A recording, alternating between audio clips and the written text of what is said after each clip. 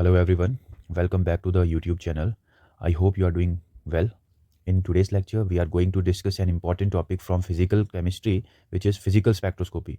This topic is highly relevant for HP Assistant Professor, HP SET, CSIR NET, GATE and other competitive examination.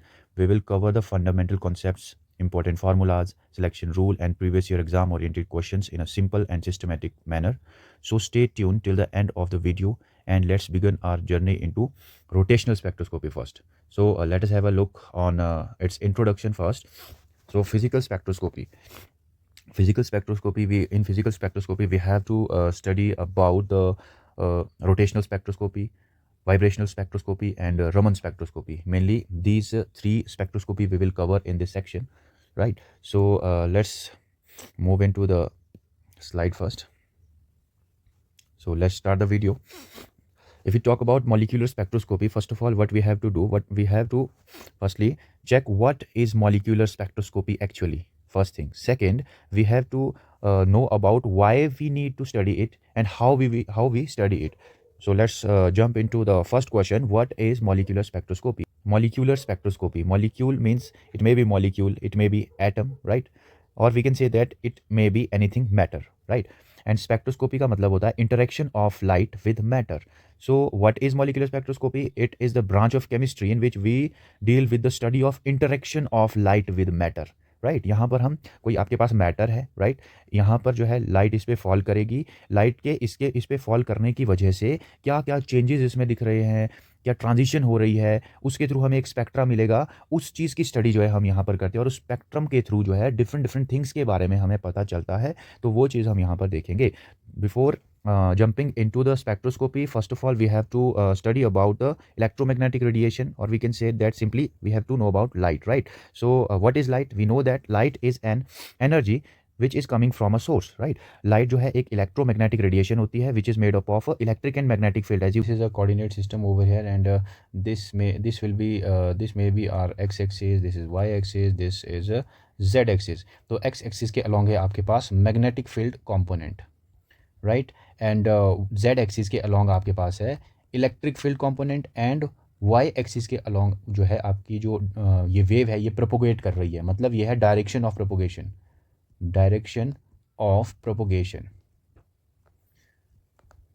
Right. तो ये तीनों की अगर हम बात करें, electric field component, magnetic field component and direction of propagation, they are perpendicular to each other. ये तीनों एक दूसरे के साथ क्या है, परपेंडिकुलर है, राइट. तो अगर हम बात करें नेक्स्ट, यहाँ पर लाइट की जो प्रॉपर्टी है, light shows dual nature. We know that light जो है वेव की तरह भी एक्ट करती है और साथ ही साथ पार्टिकल की तरह भी एक्ट करती है. वेव नेचर को समझा जा सकता है यंग्स डबल स्लिट एक्सपेरिमेंट के थ्रू, जो कि इंटरफेरेंस पे जो है बेस्ड है. On the other hand, if you talk about particle nature को हम समझाते हैं by photo electric effect, right. And photo electric effect, we know that what is photo electric effect. It is ejection of the electron from the metal surface when light radiation of sufficient amount of energy fall on it.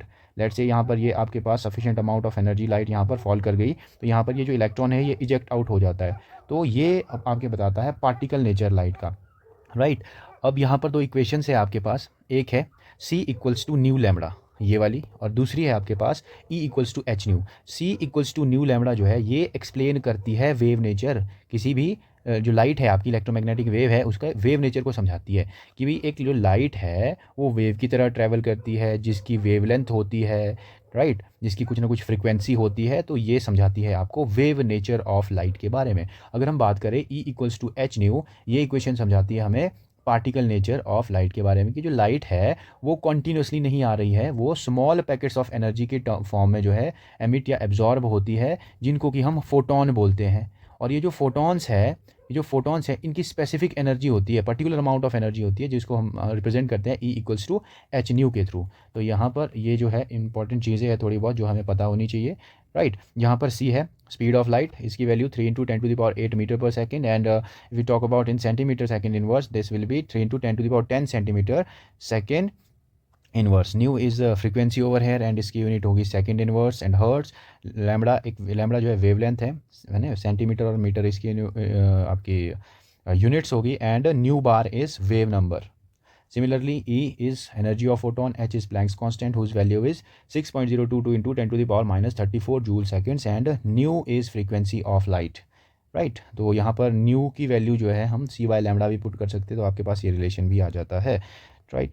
Next हम देखें, अगर जो light है, जितनी भी electromagnetic radiation है, ये एक दूसरे से डिफ़र करेगी।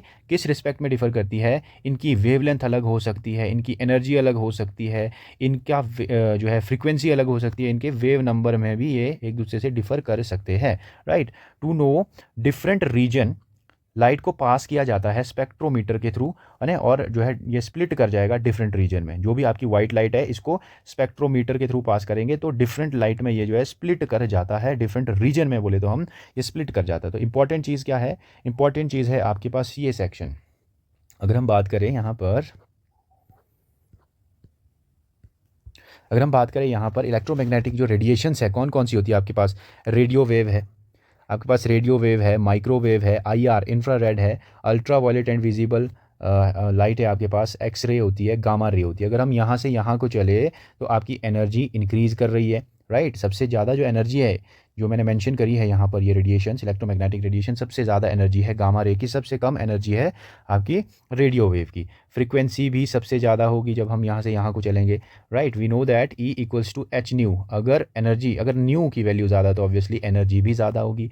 सिमिलरली वेव नंबर की भी वैल्यू यहाँ से यहाँ को बढ़ रही है। इकलौता जो आपके पास कैरेक्टरिस्टिक है वेव की, वो लैम्डा है, वेवलेंथ है, जिसकी वैल्यू रेडियो वेव से गामा वेव की ओर जाने पर डिक्रीज़ होती है। तो सबसे ज़्यादा जो वेवलेंथ होगी वो होगी किसकी? रेडियो वेव की। और सबसे कम जो वेवलेंथ होती है वो होती है गामा रेडिएशन की, राइट। अगर हम यहाँ पर ये जो वैल्यूज़ गिवन है, ये फ्रीक्वेंसीज़ की वैल्यू गिवन है हर्ट्ज़ में। रेडियो वेव का जो रीजन रहता है वो 10⁻6 टू 10⁻10 हर्ट्ज़ जो है फ्रीक्वेंसी रहती है इसकी। अगर हम बात करें माइक्रोवेव की, 10⁻10 टू 10⁻12, राइट। अगर हम बात करें आईआर की तो 10⁻12 hertz to 10⁻14 hertz. And if you talk about ultraviolet and visible radiation, then it will be 10⁻14 to 10⁻16, and for gamma ray it is 10⁻16 hertz to 10⁻18 hertz, and for for X-ray the frequency will be from 10⁻16 to 10⁻18, and for gamma ray it will be 10⁻18 to 10⁻20। ये जो values है actually for spectroscopy I have follow the book named Banwell, right. मैंने जो है CN बेनवेल की book को follow किया है स्पेक्ट्रोस्कोपी के लिए, तो यहीं से ये वैल्यूज़ जो है मैंने उठाई है। तो अगर हम बात करें यहाँ पर वैल्यूज़ की, तो ये आपके पास NMR एंड ESR, इसमें जो है आपकी रेडियो वेव यूज़ होती है NMR एंड ESR में। उसकी जो रेंज है आप यहाँ देख सकते हैं, ये 3 × 10⁶ टू 3 × 10⁻10 तक है। उसके बाद जो है माइक्रोवेव की रेंज यहाँ पर आप देख सकते हैं 3 × 10⁻10 टू 12। सिमिलरली इंफ्रारेड की 10⁻12 to 10⁻14, and ultraviolet and visible की जो रेंज है आपकी वो है 10⁻14 टू 16। एक्स-रे की है 16 टू 18, एंड गामा रे की जो है 18 टू 20 एंड 20+ समवेयर। तो ये आप इस बुक को भी फॉलो कर सकते हैं, राइट। स्पेक्ट्रोस्कोपी बाय CN बेनवेल करके ये बुक है, इसमें अच्छा दिया हुआ है, तो आप इसको भी फॉलो कर सकते हैं। तो चलो स्टार्ट करते हैं topic interaction. We what do you mean by, what we actually mean by interaction. Interaction का मतलब है चेंज होना। देखिए यहाँ पर है आपका ये कोई मॉलिक्यूल है, लेट से कोई भी एटम है, मॉलिक्यूल है, इसमें पड़ रही है इलेक्ट्रोमैग्नेटिक रेडिएशन, राइट। यहाँ पर इलेक्ट्रोमैग्नेटिक रेडिएशन जब इसे फॉल करेगी, ये उसको एब्जॉर्ब कर सकता है, इसको एमिट कर सकता है, इसको ट्रांसमिट कर सकता है, राइट। तो जब ये इसको एब्जॉर्ब करेगा तो इनके बीच इंटरेक्शन होगी बेटे। इंटरेक्शन बोले तो चेंज आएगा कुछ, वो चेंज क्या हो सकता है, उस चेंज को आप ट्रांजिशन भी बोल सकते हैं। ट्रांजिशन होगी विद इन किस किस के बीच? यहाँ पर आपके पास रोटेशनल एनर्जी लेवल होते हैं। अगर हम बात करें सबसे पहले आपके पास होते हैं electronic levels, electronic energy level, या फिर simply we can say it as electronic levels. Electronic levels के अंदर होते हैं वाइब्रेशनल लेवल्स, इस तरीके से। वाइब्रेशनल लेवल्स के अंदर हो गए कहीं जाके रोटेशनल लेवल्स। तो इन रोटेशनल लेवल के बीच जब ट्रांजिशन होती है तब जाके आपको एक स्पेक्ट्रा मिलता है, तब जाके आपको स्पेक्ट्रा मिलता है। उस स्पेक्ट्रा को बोलते हैं रोटेशनल स्पेक्ट्रा। तो अगर हम बात करें रेडियो वेव की, रेडियो वेव का जो यूज़ होता है वो होता है NMR और ESR में। NMR में जो रेडियो वेव यूज़ होती है वो होती है 10⁻6 टू 10⁻18 हर्ट्ज़ वाली, और जबकि ESR में जो यूज़ होती है वो होती है 10⁸ टू 10⁻10 जो है हर्ट्ज़ वाली। अगर हम बात करें माइक्रोवेव की, इसका यूज़ होता है रोटेशनल स्पेक्ट्रोस्कोपी में। इंफ्रारेड का यूज़ होता है वाइब्रेशनल स्पेक्ट्रोस्कोपी में। अल्ट्रा वायलेट एंड विजिबल जो आपकी रेडिएशन है, इसका यूज़ होता है इलेक्ट्रॉनिक और रमन स्पेक्ट्रोस्कोपी में, याद रखना ये चीज़। एक्सरे का तो एक्सरे डिफ्रैक्शन पैटर्न के लिए इसका यूज़ होता है, वेरी इंपॉर्टेंट। गामा रे का जो यूज़ करते हैं वो करते हैं मोसबेयर स्पेक्ट्रोस्कोपी में। अब ये जो स्पेक्ट्रोस्कोपी हमने पढ़ी, राइट, हमने अभी नाम देखा NMR spectroscopy, ESR spectroscopy, rotational spectroscopy and all. इसको हम पढ़ते क्यों हैं एक्चुअली, वो देखते हैं, why we need to study it. तो याद रखिएगा एनएमआर और ईएसआर। एनएमआर का मतलब है nuclear magnetic resonance and nuclear, and इसका मतलब है इलेक्ट्रॉन स्पिन रेजोनेंस, ईएसआर का मतलब। तो यहाँ पर जो एनएमआर और ईएसआर है इसका यूज़ करा जाता है मेनली इलेक्ट्रॉनिक एनवायरनमेंट का पता करने के लिए। रोटेशनल स्पेक्ट्रोस्कोपी का जो है बॉन्ड लेंथ को डिटरमाइन करने के लिए भी आप यूज़ कर सकते हैं। वाइब्रेशनल स्पेक्ट्रा हमें जो है क्या बॉन्ड डिसोसिएशन एनर्जी या फिर बॉन्ड एनर्जी हम जिसको बोले उसको, उसके लिए यूज़ करते हैं। इलेक्ट्रॉनिक स्पेक्ट्रोस्कोपी को जो है इलेक्ट्रॉनिक डिस्ट्रीब्यूशन कैसा है किसी एटम के अराउंड उस चीज़ को पता करने के लिए, राइट। एंड एक्सरे डिफ्रैक्शन का यूज़ करते हैं क्रिस्टल स्ट्रक्चर को पता करने के लिए।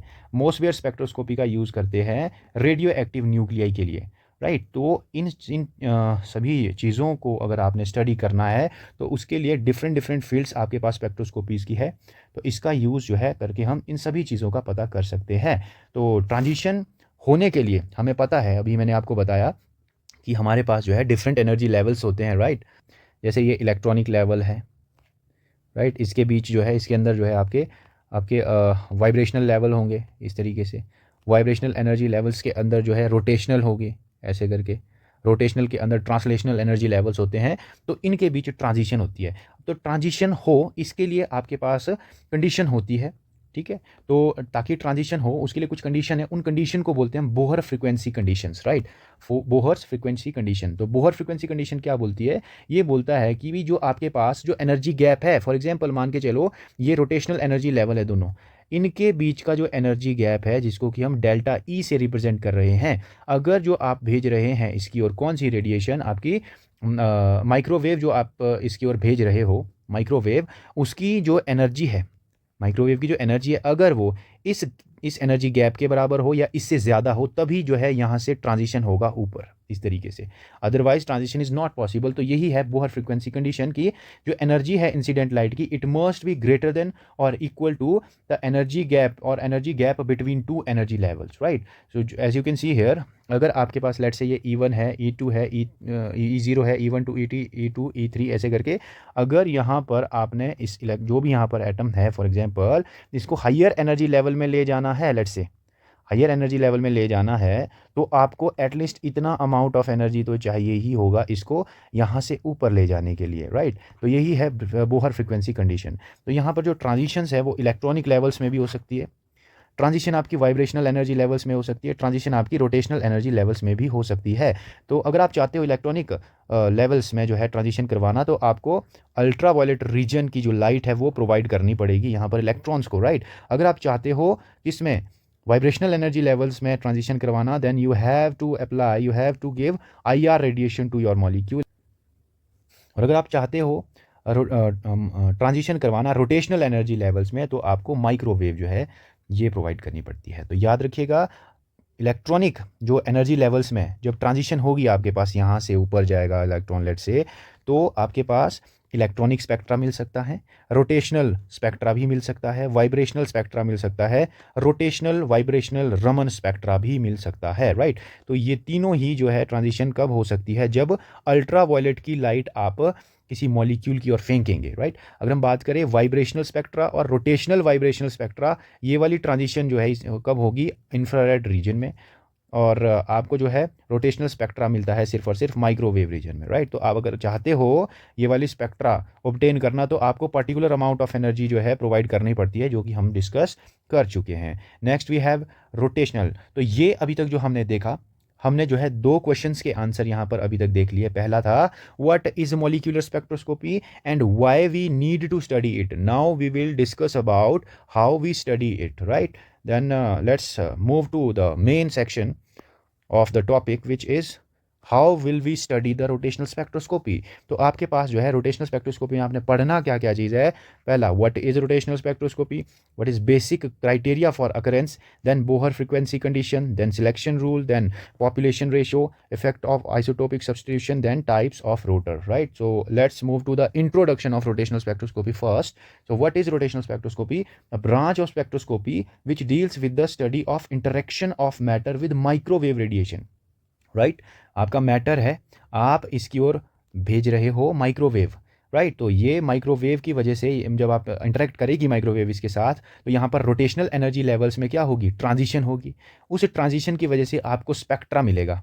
स्पेक्ट्रा क्या होता है, डिफरेंट जो है कलर का पैटर्न या फिर कुछ लाइंस मिलेंगी, राइट? तो एक स्पेक्ट्रा, हम बोले सिंपल वर्ड में, एक स्पेक्ट्रम मिलेगा हमारे को, जिसको हम बोलते हैं माइक्रोवेव स्पेक्ट्रा या रोटेशनल स्पेक्ट्रा, राइट? तो माइक्रोवेव जो है इसका जो रहती है रीजन, जो फ्रीक्वेंसी रहती है वो रहती है 10⁻10 to 10⁻12 हर्ट्ज तक।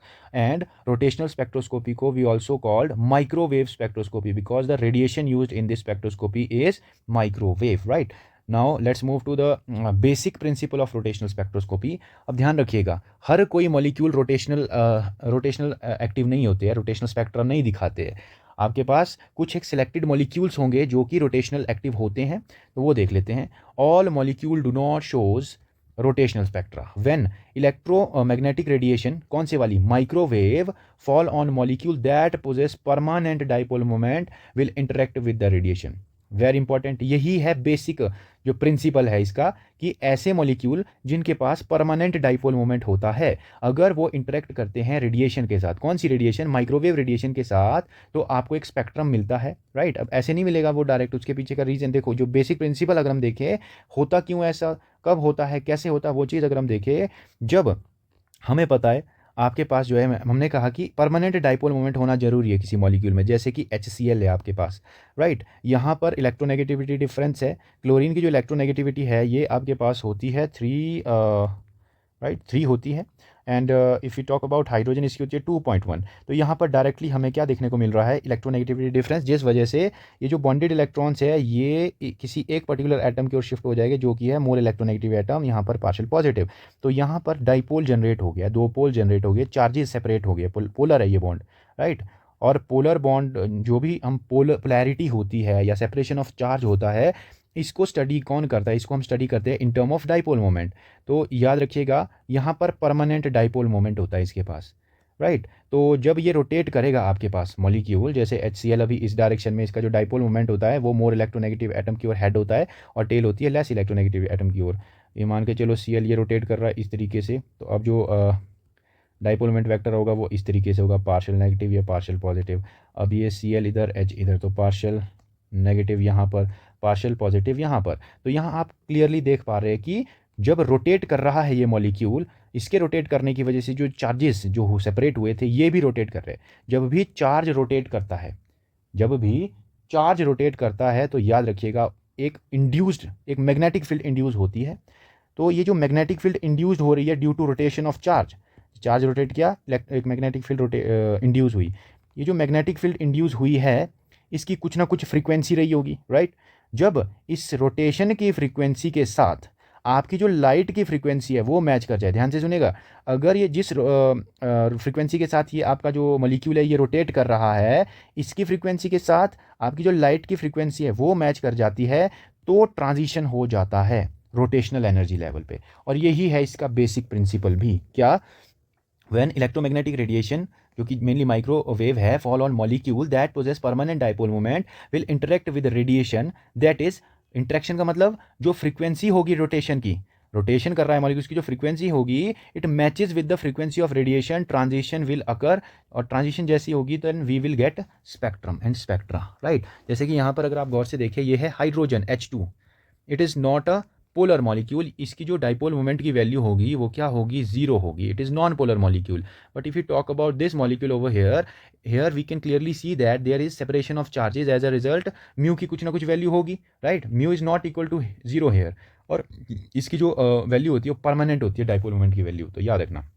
एंड म्यू को हम लिखते हैं Q into D, where Q is charge and R, D भी हो सकता है, R भी हो सकता है, right? D is distance between these two atoms, right? तो dipole moment means separation of charges that we already have discussed. अगर हम बात करें डाइपोल मोमेंट की, तो डाइपोल मोमेंट जो है दो टाइप का हो सकता है। एक है आपके पास परमानेंट डाइपोल मोमेंट और दूसरा है dynamic dipole moment, right. Permanent dipole moment का मतलब है जहाँ पर जो म्यू की वैल्यू है वो फिक्स होगी, बट डायनेमिक डाइपोल मोमेंट का मतलब है कि भाई जो वैल्यू है वो चेंज हो सकती है, राइट। अब जो क्यू है, जो चार्ज होगा, सेपरेशन ऑफ चार्ज है, लेट्स से HCl में जितना चार्ज सेपरेट होना था वो हो गया, जितना चार्ज क्लोरीन पे आना था, जितना हाइड्रोजन पे आना था वो फिक्स है, वो आ चुका है, ये चेंज होने वाला नहीं है। बट ये जो आपका अगर हम बात करें आर, रेडियस या फिर डिस्टेंस, वो बदला जा सकता है, वो बदल सकते हैं हम। कैसे बदलेंगे? वाइब्रेशन के थ्रू, वाइब्रेशन करके। जैसे कि यहाँ पे आप देखेंगे कार्बन डाइऑक्साइड है, let's say C double bond O, let's say ये कार्बन डाइऑक्साइड है।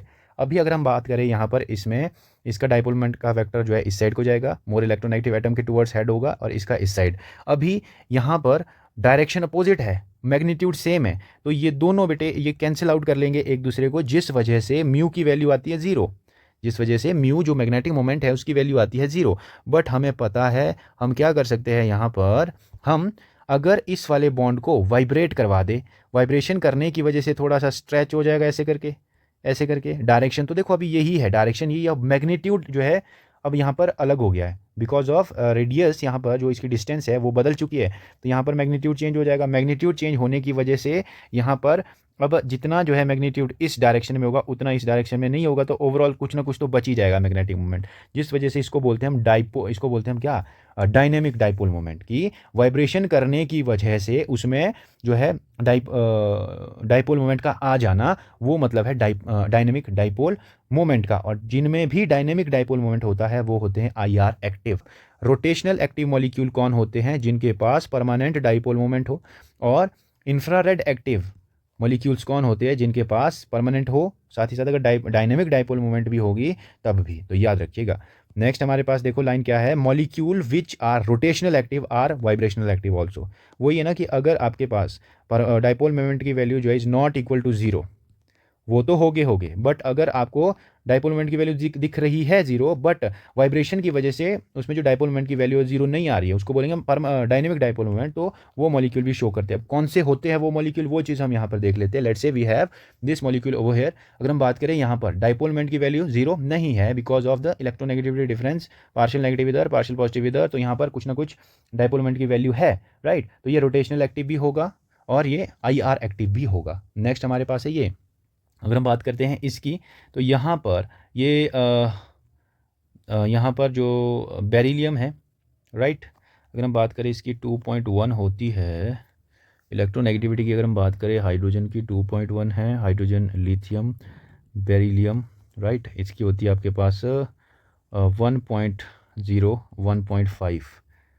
तो यहाँ पर जो एरोज जाने चाहिए वो ऐसे जाने चाहिए, ऐसे जाने चाहिए एरोस तो, क्योंकि इसकी इलेक्ट्रोनेगेटिविटी पॉलिंग स्केल में जो इलेक्ट्रोनेगेटिविटी इसकी वैल्यू है डाइपोल मोमेंट की, सॉरी इलेक्ट्रोनेगेटिविटी की बेरिलियम की, हाइड्रोजन, लिथियम, बेरिलियम 1.5 होती है, राइट।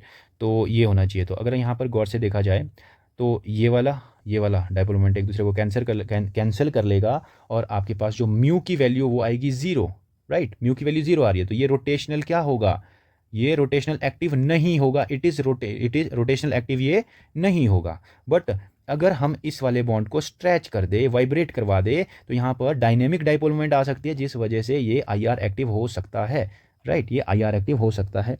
नेक्स्ट आपके पास क्या है, C2H2, ये है यहाँ पर। कार्बन की इलेक्ट्रोनेगेटिविटी की वैल्यू 2.5 होती है, इस हाइड्रोजन की 2.1 होती है, तो यहाँ पे इस साइड को जाएगा, यहाँ पे वेक्टर इस साइड को जाएगा। ये भी equal in magnitude, opposite in direction, तो म्यू की वैल्यू आएगी जनरली 0, तो रोटेशनल एक्टिव ये नहीं होगे। बट अगर हम इस वाले बॉन्ड को स्ट्रेच करवा दे तो यहाँ पर डायनेमिक डाइपोल मोमेंट आ सकता है, तो वाइब्रेशनल एक्टिव है ये, राइट। यहाँ पर नो परमानेंट डाइपोल मोमेंट, क्योंकि हमें पता है ना कि भाई आपके रोटेशनल एक्टिव वही होगे जिनके पास परमानेंट डाइपोल मोमेंट होगी, बट इसके पास नहीं है। अगर हम बात करें इसकी, आपके पास यहाँ पर तो क्लोरीन है, इधर क्लोरीन है, तो इसका डाइपोल मोमेंट वेक्टर इस साइड को जाएगा, इसका इस साइड को, ये कैंसिल आउट हो जाएगा, इसका इस साइड को, इसका ये भी कैंसिल आउट हो जाएगा। तो ये रोटेशनल एक्टिव तो देखो नहीं है, बट ये वाइब्रेशनल एक्टिव है, no permanent dipole moment, right. चलो अगर हम बात करें इस क्वेश्चन की, यहाँ पर which of the following molecule are rotational inactive but vibrational active. Rotational inactive हो बट वाइब्रेशनल एक्टिव हो, तो आपको सिंपली करना क्या है, रोटेशनल इनएक्टिव देखो जिसमें परमानेंट डाइपोल मोमेंट है ही नहीं, मतलब म्यू की वैल्यू 0। तो अगर हम बात करें सबसे पहले इसकी, यहाँ पर C2 H4 C double bond C, इधर H H, ऐसे ऐसे ऐसे ऐसे। तो यहाँ पर डाइपोल मोमेंट इसका इस साइड को, इसका इस साइड को, राइट, ये कैंसिल हो जाएगा एक दूसरे से, इसका इस साइड को, इसका इस साइड को, ये भी कैंसिल हो जाएगा। म्यू की वैल्यू 0 है, म्यू की वैल्यू 0 है यहाँ पर। अब यहाँ पे देखो सिस है, ये C2H2Cl2, सिस है, क्लोरीन क्लोरीन HH। यहाँ पर जो डाइपोल मोमेंट का जो वेक्टर होगा वो इस साइड को, यहाँ पे इस साइड को, राइट, और यहाँ पे इस साइड को, यहाँ पे इस साइड को। तो आप देख रहे हो कि ये जो है मतलब कैंसिल आउट कुछ नहीं होगा, यहाँ पे कुछ ना कुछ डाइपोल मोमेंट की वैल्यू होगी, यानी कि mu is not equal to 0। यहाँ पर NH3 की अगर हम बात करें, नाइट्रोजन ये लोन पेयर होता है, ये हाइड्रोजन यहाँ पर ऐसे हाइड्रोजन हाइड्रोजन हाइड्रोजन, इसका वाइट डाइपोल मोमेंट वेक्टर इस साइड को, इसका इस साइड को, इसका इस साइड को, और लोन पेयर के केस में जो है इस साइड को होता है। तो ओवरऑल जो है इस डायरेक्शन में जा रहा है। यहाँ पर भी म्यू की value is not equal to 0, यानी कि ये भी रोटेशनल एक्टिव होगा, ये भी रोटेशनल एक्टिव, ये भी रोटेशनल एक्टिव। नेक्स्ट है आपके पास C6H5OH, ये है आपके पास C6H5OH। तो इसका भी कुछ ना कुछ वैल्यू होगी उसकी आपके डाइपोल मोमेंट की। तो ये भी आपके पास म्यू की value is not equal to 0। अब आता है 1,4 डाइनाइट्रोबेंजीन, ये है 1,4 डाइनाइट्रो NO2, राइट। तो यहाँ पर ये भी 1,4, तो ये इसके लिए भी म्यू की वैल्यू क्या आएगी, इसके लिए 0, जबकि वाटर है, mu is not equal to 0 here. तो यहाँ पर दो ही ऐसे ऑप्शंस देखने को आपको मिल रहे हैं जिसमें म्यू की वैल्यू 0 यानी कि परमानेंट डाइपोल मोमेंट है ही नहीं। जिनके पास परमानेंट डाइपोल मोमेंट नहीं है वो आपके रोटेशनल इनएक्टिव होंगे, राइट, वो रोटेशनल इनएक्टिव होंगे। चलो जी, नेक्स्ट आपके पास यहाँ कुछ क्वेश्चंस है। विच of the following show rotational spectra, rotational spectra कौन शो करेगा, जिसके पास परमानेंट डाइपोल मोमेंट होगी। ऑब्वियसली H है, हाइड्रोजन हाइड्रोजन है ना, ये आपके पास होमो एटॉमिक मॉलिक्यूल्स है, इनके ये तो नॉन पोलर होते हैं, पोलर होते नहीं है, राइट। N2 है, ये भी नहीं होगा। CO C double bond O, triple bond O, right. तो यहाँ पर इसके डाइपोल मोमेंट की कुछ ना कुछ वैल्यू रहेगी, जबकि CO2 की तो 0 होती है परमानेंट डाइपोल मोमेंट। तो ये रहेगा answer. Next we have among the following both microwave and rotational Raman active molecule is, आपने सिंपली क्या चेक करना, माइक्रोवेव एक्टिव यानी कि रोटेशनल एक्टिव कौन सा है जिसके पास परमानेंट डाइपोल मोमेंट होगी। अगर हम बात करें CH4 की, कार्बन हाइड्रोजन हाइड्रोजन, ये आपके पास हाइड्रोजन यहाँ और ये हाइड्रोजन यहाँ, राइट। तो यहाँ पर ये सिमेट्रिकल है, सिमेट्रिकल है।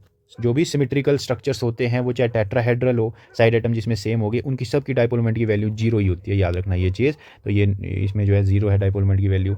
N2O है आपके पास, N2O प्लस माइनस, तो इसकी भी कुछ ना कुछ वैल्यू होगी डाइपोल मोमेंट की ऑब्वियसली।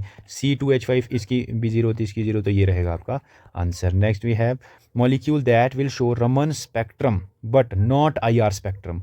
IR स्पेक्ट्रम को कौन नहीं शो करते हैं, IR स्पेक्ट्रम को वो शो नहीं करते हैं जिनमें जो है ना तो परमानेंट डाइपोल मोमेंट हो, ना तो परमानेंट डाइपोल मोमेंट हो यानी कि म्यू की वैल्यू 0 हो, राइट, और ना ही डायनेमिक हो। अगर हम बात करें HCl permanent dipole moment, BRCl permanent dipole moment, CS2 permanent तो देखो इसमें है नहीं है, बट डायनेमिक डाइपोल मोमेंट इसमें आ सकता है। बट ये क्या है, H है, यहाँ पर तो इलेक्ट्रोनेगेटिविटी डिफरेंस ही नहीं है, नॉन पोलर है, डाइपोल मोमेंट है ही नहीं, तो ये है जी इसका आंसर। नेक्स्ट आपके पास है the molecule that will not absorb in microwave region but will absorb in IR region, यानी कि आपने चेक करना है किसके लिए जो है माइक्रोवेव मतलब रेडियो इनएक्टिव, यानी कि जिसके लिए परमानेंट डाइपोल मोमेंट वैल्यू है ही नहीं, मतलब 0 है जिसके लिए म्यू की वैल्यू, वो चेक करना है। तो ये तो आपके पास कौन सा आंसर लग रहा है आपको, N2 ही लग रहा है आपके पास तो, राइट, N2। इसके लिए जो है म्यू की वैल्यू क्या रहेगी, 0। C2H4 C2H4 इसके लिए भी तो 0 यार, ये तो दोनों ही ऑप्शन मुझे ठीक लग रहे। अच्छा, बट ये क्या है, माइक्रोवेव रीजन में not absorb in microwave region but will absorb in IR region, yes, 2 है ना, ये कंबाइन क्वेश्चन है। देखो इसके लिए भी म्यू की वैल्यू 0 है, इसके लिए भी म्यू की वैल्यू 0 है, राइट, दोनों के लिए म्यू की वैल्यू 0 है। बट इसमें डायनामिक डाइपोल मोमेंट नहीं हो सकता N2 में, क्योंकि दोनों सेम ही एटम है, इलेक्ट्रोनेगेटिविटी डिफरेंस ही है ही नहीं, कितना ही आप इसको खींच लो, वाइब्रेट करवा दो, इस केस में नहीं होगा। बट यहाँ पर वाइब्रेशन करवा के आप जो है डायनामिक डाइपोल मोमेंट ला सकते हैं, जिस वजह से ये हो सकता है आपके पास माइक्रोवेव रीजन में। तो ये क्या है, नॉट एब्जॉर्ब करेगा but it will absorb in IR region, right. तो ये हमने छोटा सा जो है आज इंट्रोडक्शन ही समझें इसको अभी आप, ये हमने समझा, बाकी we will continue further. Thank you very much.